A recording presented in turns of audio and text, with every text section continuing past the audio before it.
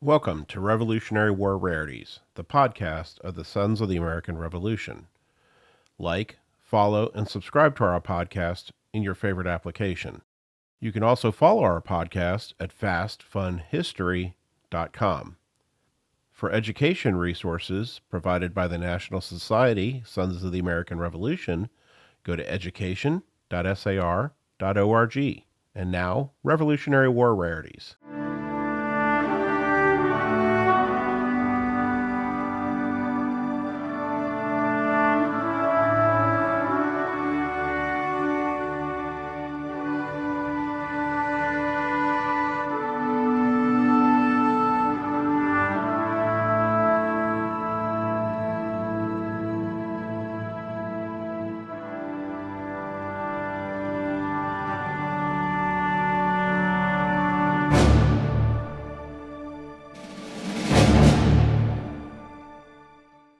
Welcome back to Revolutionary War Rarities, the podcast from the National Society Sons of the American Revolution. We've got someone everyone should know by this point, Roger Williams from the state of New Jersey. Roger, thank you for coming back. Well, it's great to see you again, Jim, as always. This will be the third episode that Roger has been with us. He was in one of our more popular episodes, which was the last Christmas special that we did on the crossing, the painting.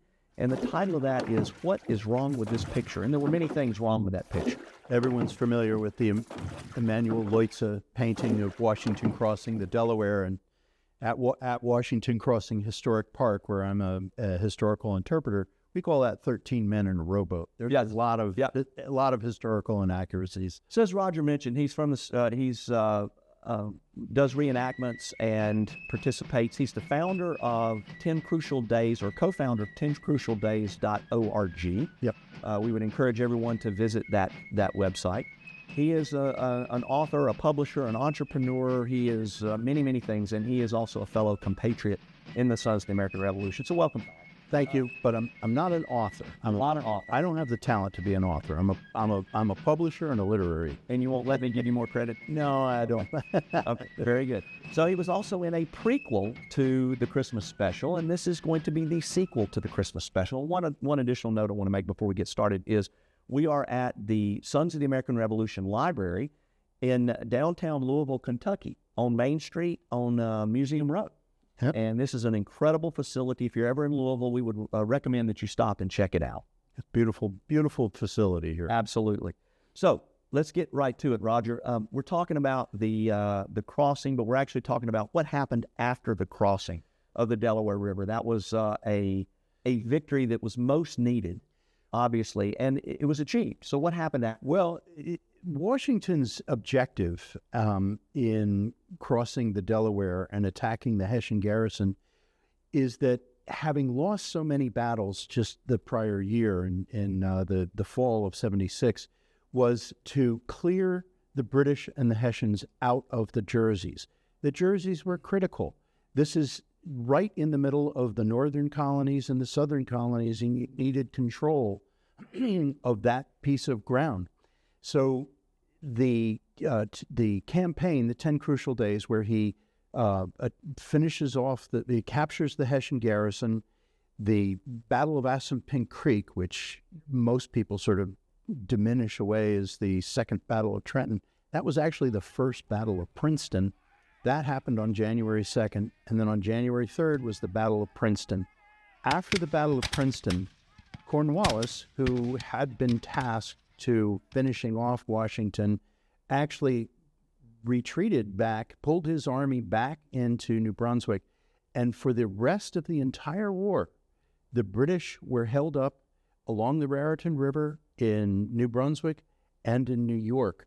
Washington had now achieved his goal of clearing the British out of the Jerseys.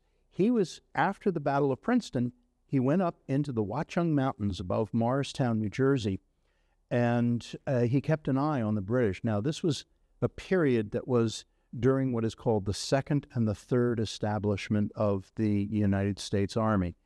At the end of 1776, many of the soldiers who had fought in that famous Battle of Trenton went home. They were at the end of their enlistments, and a new army was going to join Washington to further the cause of the independence. But it took a while for these armies to appear.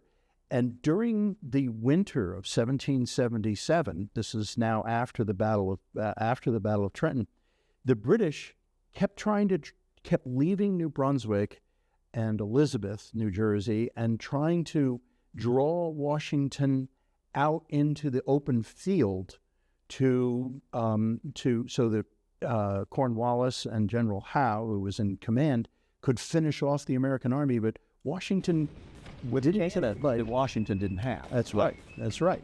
And Washington during this whole period of time, this the reestablishment, the third establishment of the army, he had untrained new soldiers coming in. So the British were at full strength, and yet Washington had all of these untrained soldiers. Many of his officers had also gone home. So he had to, during this critical time, he had to retrain a new army and keep the British from bringing him into open battle. So this is all what was happening between January of 1777 and June of 1777. When he's in Morristown, he's up on a hill. He can kind of see over the valleys and see where the... Exactly, but also, not only was he up in Morristown, but having pushed the British back up into New Brunswick and Staten Island and New York,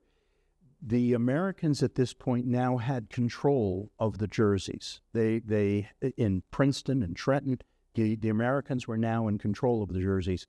And with all of the battles, there were like 37 battles and skirmishes that happened during this period of time between January 77 and June of 77. This was a period of time where the British and the Hessians actually lost more soldiers, had more casualties than they had in either the New York campaign or the upcoming Philadelphia campaign. And that was most of that achieved through him using, I don't think this is the proper term, and you probably know the proper term, was it guerrilla warfare type tactics? Well, yeah, I mean, some of it was. I mean, most of them were head-on skirmishes, the most significant of which is called the Battle of Bound Brook. And Bound Brook was the next largest town just west of New Brunswick.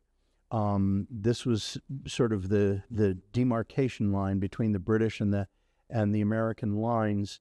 But there were battles that nobody's ever really heard of. The Battle of Quibbletown, the Battle of Spanktown, the Battle of, all these fascinating little battles that, and 30, 40, 50 men were wounded and killed. I mean, these were no slouch battles.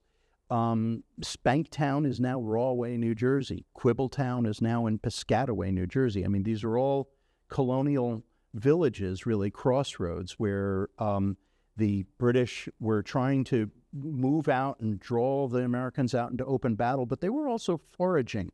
They needed supplies. I mean, the only place they could actually get supplies was from England, 3,000 miles away. They had to go out into the farmland and get firewood and hay and oats for their horses. And what was going on in New Jersey at this point is... And they're in the Garden State. They're in the Garden State. It was called the Garden State. The Garden State. We are called the Garden State in New Jersey because it was the farms of New Jersey that really fed the troops during the course of the entire war. I mean, New Jersey is to the Revolutionary War as Virginia is to the Civil War. There were more battles and skirmishes that occurred in New Jersey than any other state. And I know my South Carolina compatriots will debate that, and that's fine. We can continue to debate that. But what we can't debate is that George Washington spent more time in New Jersey than he did in any other state, because he was, throughout the entire war, because he was keeping an eye on the British. So talk to me about the forage wars. What was done, because if you're in the Garden State, New Jersey today is got beautiful locations in the state still, but it's not. Most people don't see them because what they do is they drive down the New Jersey Turnpike, which is not the most attractive area with all the refineries and everything. But if if you go down through New Jersey, the Colonial Kings Highway, which Charles II had deemed to the royal colonies that there would be a highway between Boston and Charleston. Mm-hmm. And that was called the King's Highway. And this went all the way from Boston, Charleston. This would be the road that John Adams would take to get to Philadelphia. And but that today still exists. I mean, it's a collection of local roads. But then that was replaced by Route 1, which of course goes from Maine to Florida. That was replaced by Interstate 95, which goes parallel to Route 1. So it's diagonally between New York and Philadelphia. And that's why there was so much fighting, you see, because you had the American ersatz capital in Philadelphia and the British held up in New York. So let me ask you this. On the forage wars, which we may have to come back and do another episode completely just on the forage wars, but on the forage wars, was the effort to restrict access to food for livestock or for soldiers? Well, or for both? Both. Because I understand that if you could restrict food, if you could restrict feeding livestock, the livestock is what carried the artillery, the big cannons. That's right. And if I can eliminate the big cannons, then I can be gun to gun instead of huge cannons against guys running around with. But you think about this. The cannon in the 18th century was what was referred to as the foul weather weapon. You know, when you fire a musket, you need dry powder. Yeah. Okay, keep your powder dry. With a cannon, it could be raining and you could still fire off a cannon. Well, you're talking about winter weather in January, February, March, spring weather. The rains come. You need that artillery. Well, the British, if you can keep the British livestock from being fed, then it's going to be a lot harder for those British regiments to bring cannons. So, in bad weather, then did the battles end up being more hand-to-hand combat? Or? Well, they ended up being shorter.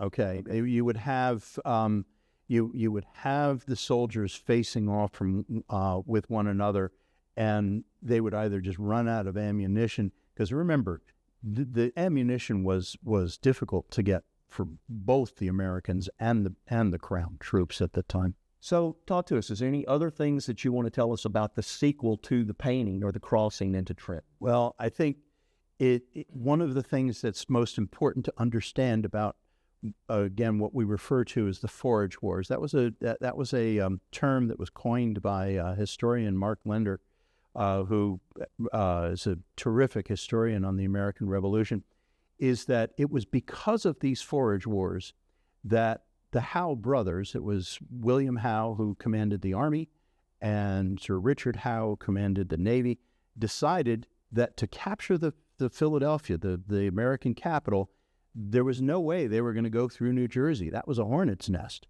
So in July of 1777, they put their entire army on ships and sailed all the way down to the Chesapeake to attack Philadelphia from the south.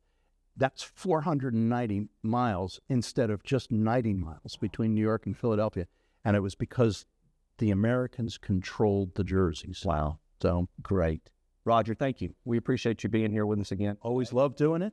Always good to see you. You're welcome back here anytime. Well, I'd love to do it with you, Jim. Thank you. You know, it's amazing that the winter of 1777, there's so little that's written about it, but yet it had such a huge impact on the American Revolution. And that's really what Revolutionary War Rarities is all about, is the rarely known, rarely taught, rarely understood aspects of the American Revolution. The winter of 1777, the sequel of the crossing of the Delaware.